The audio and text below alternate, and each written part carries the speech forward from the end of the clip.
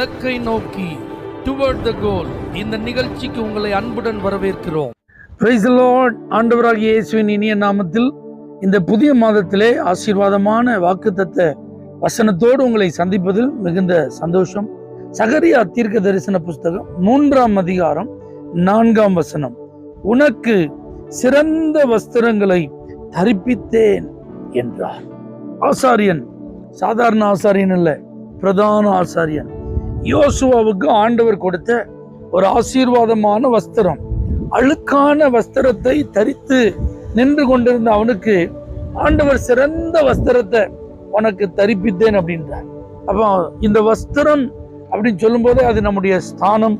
அந்த ஸ்தானத்தில் நமக்கு இருக்கும் மேன்மை, நமக்கு இருக்கும் அந்தஸ்து, நமக்கு இருக்கும் மகிமை, நமக்கு இருக்கும் கனம், நமக்கு இருக்கும் முக்கியத்துவம். ஆள் பாதி ஆடை பாதி.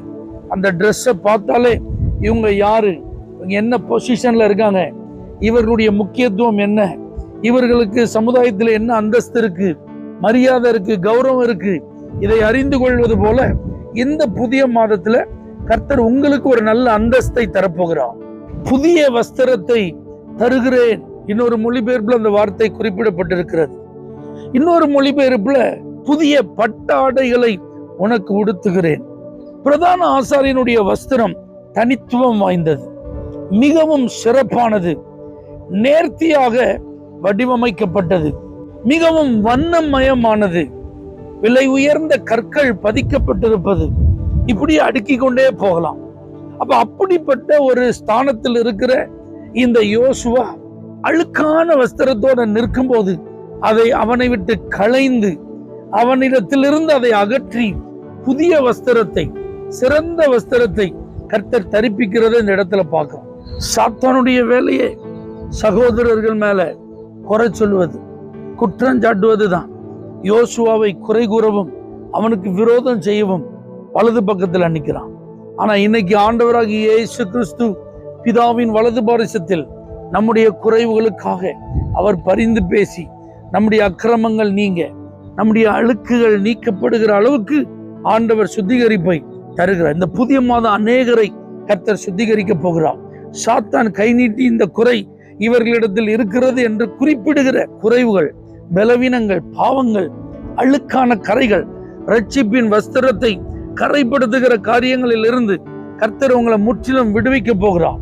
இந்த புதிய மாதம் ஒரு பெரிய சுத்திகரிப்பு உண்டாகி உங்களுடைய மேன்மை அதிகரிக்க போகிறது, உங்களுடைய முக்கியத்துவம் அதிகரிக்க போகிறது, உங்களுடைய நிலைமைகள் மாற்றப்பட போகிறது. சாத்தான் பாருங்க, யோபுவின் மேல கவனம் வைக்கும் போது தேவன் அவனை குறித்து சாட்சி கொடுத்திருந்தார். உத்தமன், சன்மார்க்கன், தேவனுக்கு பயந்து பொல்லாப்புக்கு விலகுகிறவன், பூமியிலேயே அவனை போல ஒருத்தன் இல்லை. 2 முறை சாட்சி கொடுத்தார். ஆனா அவன் மேலேயே கண் போட்டு அவன் மேல கை போடுவதற்கு தேவ புத்திர சமூகத்துல வந்திருந்தவன் குறை இருக்கிறவங்களை விட்டு வைப்பானா?